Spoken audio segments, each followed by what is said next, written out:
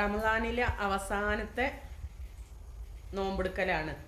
അപ്പോൾ ഇന്നത്തെ സ്പെഷ്യൽ കാണിച്ചു തരാം കേട്ടോ. കട്ടൻ ചായ ഒരു വീക്ക്നെസ് ആണ് എനിക്ക് കേട്ടോ. അപ്പോൾ ഇന്ന് കായ്വാട്ടിയതാണ് ആക്കിയത്. മക്കളും ഉണ്ടെന്നിട്ട് കായ്വാട്ടിയതും മുട്ട മാതിരിട്ടിട്ട് അടിച്ചതാണ് കേട്ടോ. അപ്പോൾ അതും കൂട്ടിയിട്ട് കഴിക്കുന്നതാണ്. ഇന്ന് ചോറ് പത്തിൽ ഒന്നും ആക്കിക്കൊന്നുമില്ല. എന്തോ ഒന്നും കഴിക്കാനുള്ളൊരു മൂഡും ഇല്ല. നോമ്പ് തീരുമ്പോഴത്തേക്ക് എന്തോ ഒരു വിഷമല്ലേ. മറ്റേ നല്ലൊരു ഉണർവുണ്ടാവും നോമ്പാവുമ്പോൾ. അത്താഴത്തിന് എണീക്കലും നോമ്പ് തുറക്കുമ്പോൾ ഉണ്ടാക്കുന്ന ഭക്ഷണവും അതൊരു രസം വേറെ തന്നെ അല്ലേ. അപ്പം ഞങ്ങൾ ഇങ്ങനെ ഭക്ഷണം കഴിച്ചുകൊണ്ടിരിക്കുന്ന കേട്ടോ. ആദ്യം തന്നെ നമ്മൾ അത്താഴത്തിന് വിളിച്ചെണീപ്പിക്കുന്നത് ഹസ്ബൻഡാണ്. അങ്ങനെ കഴിക്കാനുള്ളൊരു സമയം തരും. ആ സമയത്തിൻ്റെ ഉള്ളിൽ കഴിച്ചു തീരണം എന്നുള്ളതാണ്. അത് കഴിഞ്ഞാൽ മൂപ്പരൊരു വിളിയുണ്ട്, കഴിഞ്ഞിട്ടില്ലേ ചോദിച്ചിട്ട്. ഇതാ വിളിക്കുന്നതാണെന്നില്ലേ, ഇത്ര സമയം എന്താക്കിയതാ എന്നൊരു ചോദ്യം ഉണ്ടാവും.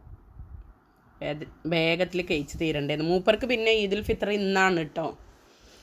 അവർക്ക് ഒരു ദിവസം മുമ്പിട്ടിട്ട്, നമ്മളെക്കാട്ടിലും ഒരു ദിവസം മുമ്പിട്ടിട്ട്. UAE അങ്ങനെയാണല്ലോ. അപ്പോൾ ആ വിശേഷങ്ങളൊക്കെ പറയുന്നതാണ്, പെരുന്നാളിൻ്റെ വിശേഷങ്ങളൊക്കെ പറയുന്നതാണ്. ഇനിയിപ്പോൾ രാവിലെ തന്നെ എണീച്ച് കഴിഞ്ഞാൽ നിസ്കാരവും എല്ലാം ആയിട്ട് തിരക്കായിരിക്കും.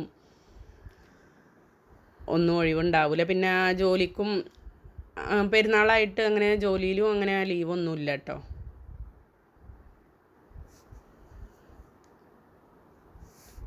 ചെറിയ മോളെ വിശേഷം എത്ര കേട്ടാലും മതി വരാത്ത ഉപ്പയാണ് കേട്ടോ. അപ്പോൾ അതിൻ്റെ വിശേഷങ്ങൾ ഇങ്ങനെ പറഞ്ഞു കൊടുക്കുന്നതാണ്. അതിങ്ങനെ കേട്ടുകൊണ്ടിരിക്കും.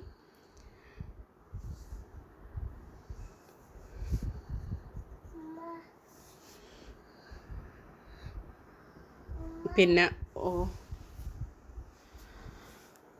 മക്കളെ കളിയാക്കുന്നതാണ്. നോമ്പ് പകുതിക്കല്ല ഓല് മുറിക്കുമ്പോൾ അതും പറഞ്ഞിട്ട് കളിയാക്കുന്ന.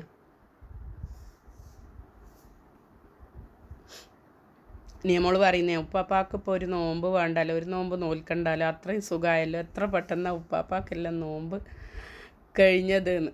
കുട്ടികൾക്ക് എന്താ പറയുക, അതെല്ലാം കഴിഞ്ഞ് നമ്മൾ നിസ്കരിക്കാൻ ഒരുങ്ങുന്ന കേട്ടോ. മക്കളാദ്യം നിസ്കരിച്ച് അത് കഴിഞ്ഞിട്ട് അവരോട് വേഗം നിസ്കരിക്കാൻ പറഞ്ഞിട്ട് അതിന് ശേഷമാണ് ഞാൻ നിസ്കരിച്ചത്. സുബഹി നിസ്കാരം കഴിഞ്ഞിട്ട് പിന്നെ ഒരു ഉറക്കമാണ്.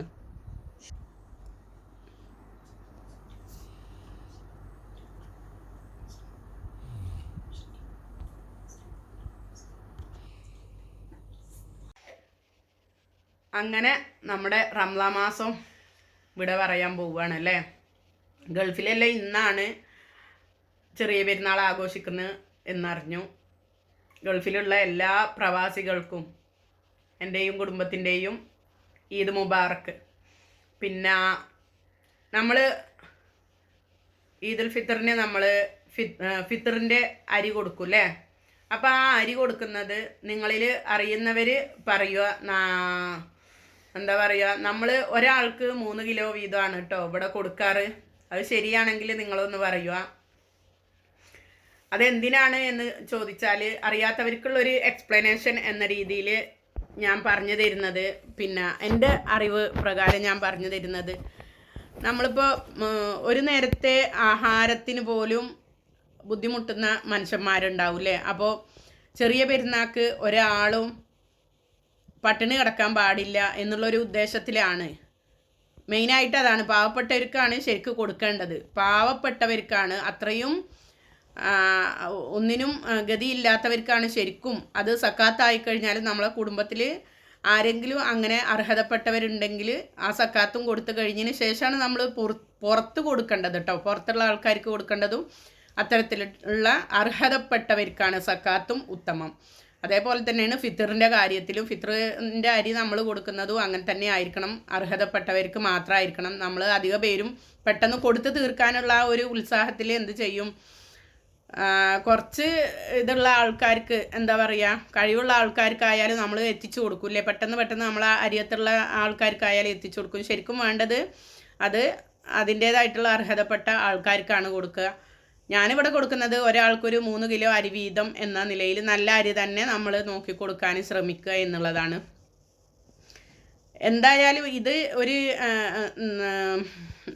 എല്ലാവരും കൊണ്ട് നടക്കേണ്ട ഒരു കാര്യം തന്നെയാണ്. കാരണം ദാനം ധർമ്മം എന്നൊക്കെ പറയുന്നത് നമ്മുടെ തല കാക്കും എന്ന് പറയും പണ്ടുള്ളവർ കേട്ടോ. കാരണം നമ്മൾ ഉമ്മെല്ലാം പറയുന്നേക്കാം നമ്മളെന്തെങ്കിലും ആപത്തിൽ നിന്നെല്ലാം രക്ഷപ്പെടുത്തുന്നത് നമ്മുടെ ദാനധർമ്മങ്ങളാണ് എന്നുള്ളത്. അതിപ്പോൾ ഒരു മതത്തിൻ്റെ പേരിലായിട്ടൊന്നുമല്ല, അല്ലാണ്ട് തന്നെ നമ്മളെ കൊണ്ട് കഴിയുന്ന ദാനധർമ്മങ്ങൾ കൊടുത്തു കഴിഞ്ഞാൽ നമുക്ക് നല്ലതേ വരുള്ളൂ, ദോഷം എന്തായാലും വരില്ല. എന്തായാലും ഇനി നമുക്ക് ഈദുൽ ഫിത്തറിന് കാണാം കേട്ടോ. എല്ലാവർക്കും അള്ളാഹു ഹൈറാക്കട്ടെ. എൻ്റെ അഡ്വാൻസ്ഡ് ഈദ് മുബാറക്ക് പറയുകയാണ് ഞാൻ. നിങ്ങളെ ദുആയിലും എന്നെ എൻ്റെ കുടുംബത്തെയും ഉൾപ്പെടുത്തണം.